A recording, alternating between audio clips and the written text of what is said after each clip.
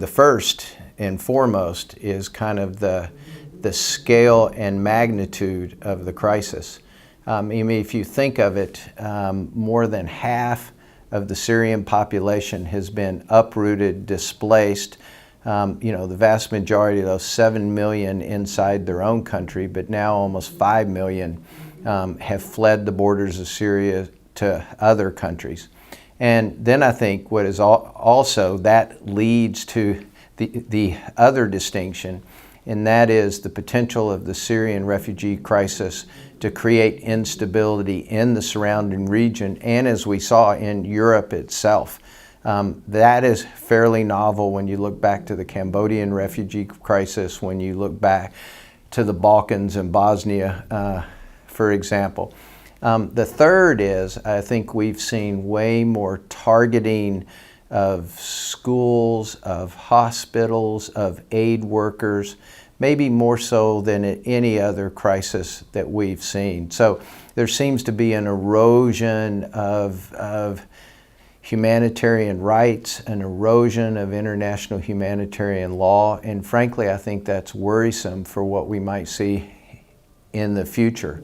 It really reminds all of us is that we have to get better at addressing root causes. The only answer to the refugee crisis, the only answer to the humanitarian crisis is a political one. And I do think the world, the global community, the UN, the nations that have influence are challenged to again double down to find a solution. Because I can tell you, if this drags on for many more years, it really risks destabilizing the whole region.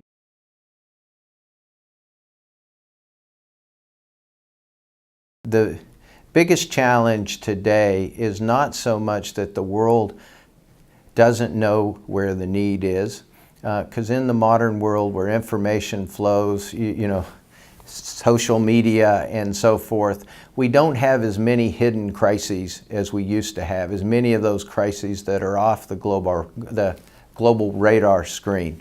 But what we do have is an unprecedented confluence of complex crises.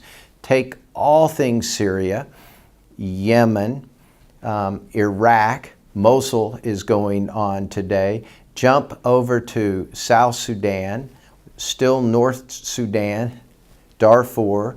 Jump over to the DRC, the DRC, go over to northeast Nigeria, and the Central African Republic, and many other places. We're being challenged to step up at ever more complex crises, at ever increasing intensity in more locations and at the same time than ever before. That's the challenge. So for a group like Mercy Corps, my own organization, the challenge then is where can we have the most impact? And the reality is we're drawn into those places where kind of really gnarly politics, poor governance, insecurity, conflict, extreme poverty and need all collide. And in today's world, there are very few organizations that can operate in conditions of extreme insecurity at any kind of scale, and we happen to be one of those.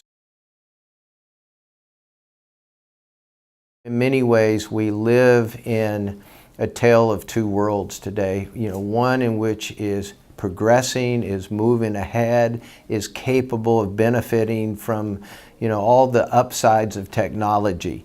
And the other world, seemingly, as we've talked about, is on fire. And I worry if we can't extinguish the flames of that world on fire, it will start to spill over and undermine all the progress that we have seen. And that's a lot at stake. When you have a good chunk of the world today, wondering if their children are going to have a better life than they've had, well, we need to be concerned about that. So I actually see, even within the crisis, even within the sense of feeling overwhelmed, we must never forget that, one, we have a responsibility to jump in and make a difference, and two, it's not hopeless. It's only hopeless if we don't do anything, if we don't try.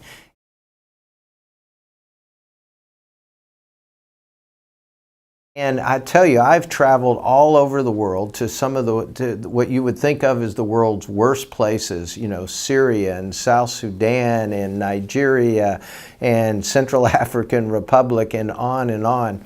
And I am never ceased to come away inspired by the incredible courage of just ordinary people, right? Not big leaders, not rich people, of ordinary people doing extraordinary things to help others under the most difficult and challenging circumstances.